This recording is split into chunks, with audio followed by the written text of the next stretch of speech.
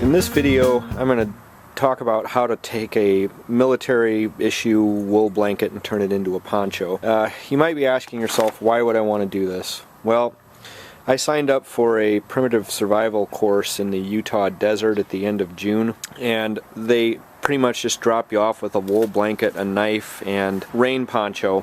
They also had some other lists of items that you needed to bring, and one of them was a coat. Now, from what I understand of the course, you cover about 60 miles in 7 days. You bring along very minimal food and basically 2 quarts of water, so you have to find all of that. And what I was thinking about was, I want to keep it as lightweight as possible. So one of the things that they suggested doing if you didn't want to bring a coat was to take your wool blanket and cut it in half. Why wool? Well, because wool insulates very well when it's wet, and I think that's probably what they were going for with a wool blanket. And also, I have to admit, I thought it was kind of a neat idea. I'm not like some primitive bushcraft ninja dude. I just, the closest I get to, you know, kind of the primitive camping thing is to sleep under the stars occasionally with a thermarest and a blanket. So I thought it was kind of neat to maybe see if I could do it with a poncho. I'm not sure how much I'm really even going to need it, given it's going to be the end of June, first part of July, in the middle of the desert. I'd think it'd be pretty hot, but I guess I'm going to have to take their word for it. So how's it done? First thing you have to do is fold the blanket in half to find the middle, and then you cut along the fold that you made.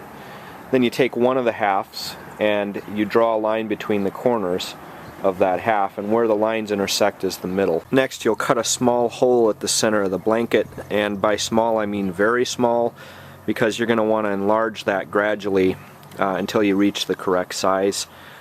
This one was the correct size for me. I'm kind of an average height, you know, medium athletic build type of dude, but for comparison, that's how big the hole is compared to my hand size. So just be careful not to cut too big of a hole, because you don't want it falling off your shoulders and stuff.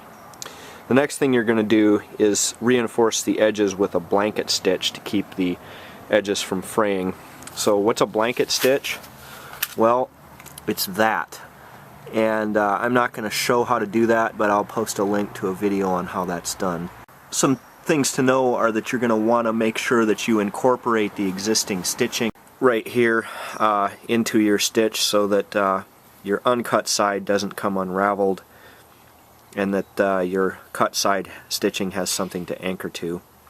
I did all of my stitches with just regular black thread that I got at the store, but what I did to make it stronger was to fold it in half, and then fold it in half again, and then thread the needle with this end, so that actually it's 4 strands every time you take a bite.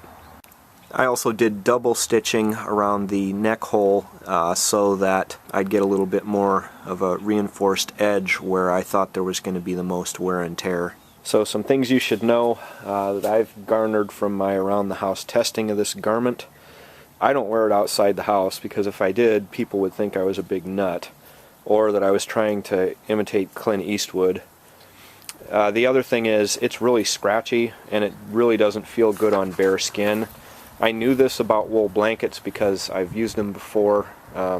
One time in a VA hospital, basically had the same blanket, and you really can't have it on bare skin unless you're some sort of a He-Man or something. So what I did to get over that was I wear a collared shirt with it and a long sleeve shirt, and that pretty much alleviates some of that itchiness. I'm an average height guy, and this blanket hits me about in the mid-thigh. I'll post a little bit more info on how this thing performs in the real world when I get back from my course.